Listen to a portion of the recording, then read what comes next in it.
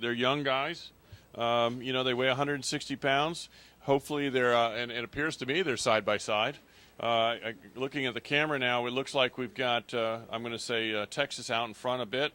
Looks like by water, a length and a quarter. Yeah, something like that. You can see the buoy line going across there. I think that's a proper buoy line, but it's hard to tell. But Texas with a little bit open water there. Yep. And that Texas crew rowing nicely. I always get a kick out of lightweight racing. I've said this before. You know, this may not be the only one to watch, but when we get into lightweight varsity racing, you know, they're all the same size. It's like little Indy cars. You know, they're feisty. They're big guys that don't eat a lot. When you say they're feisty, I'll give you an example. That when they have their meetings here, when all the teams have to check in, and they give the polling to the crews, it's always Texas there in their cowboy hats. When they ask for Texas to answer if they're here, what do they say? Yee-haw! That's great. And then they're lightweights, too.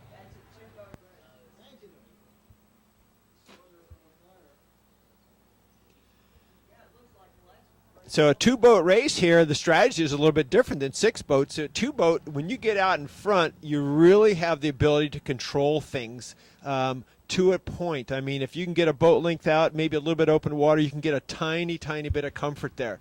But, again, it's a different strategy than six boats. It is. You're sitting out in front, and, you know, if you get out there, you're just sitting there. If they move, you move. If they slow down, you can relax. You know, so it is exactly that. And it's a challenging thing. And the one that's behind, obviously, they can't see it, they can't feel it. It's a tough place to be. You know, I'm looking further down the course, and it can't be more than 750 meters away. But the women's JV 8B final is in progress right now between Purdue Lightweights and Central Oklahoma. Yeah, so we're not going to go. Well, the TV camera has turned back around, so we will be picking them up just after the 1,000, I'd say. So we'll try to bring color to both races at the same time.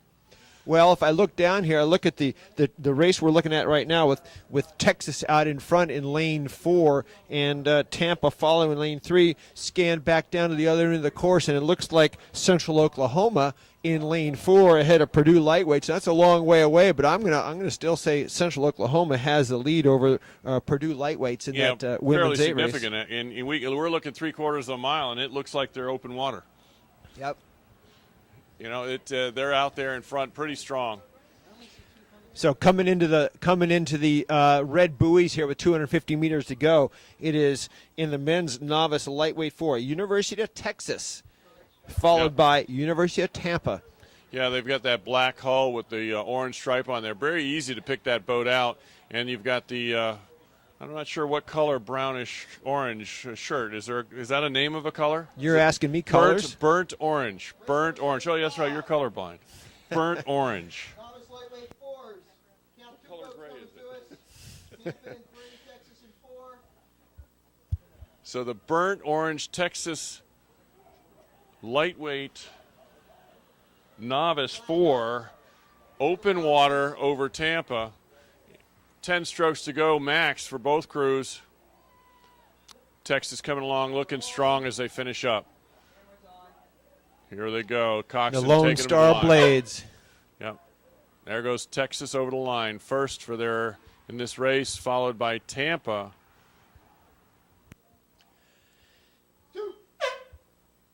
Down the course, it is Central Oklahoma, University of Central Oklahoma, UCO, with a commanding lead over Purdue's lightweight junior varsity. Henley, I think the word would be easily.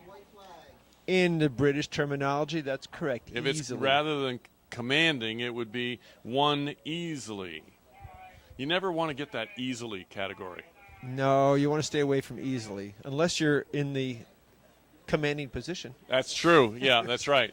You know, and I think it goes 1, 2, 3, 4 lengths, and then after 4 lengths, they are gracious to cut it off and say easily. Yeah, I agree. And I think that we're close to that now as we see this last event of the day. What time are we going to be back here in the morning? Does anybody know? 8 o'clock. It starts again tomorrow morning, so make sure you set your alarms, get down here early, and bring your warm clothes. Hopefully no ice on the boats or on your cars in the morning.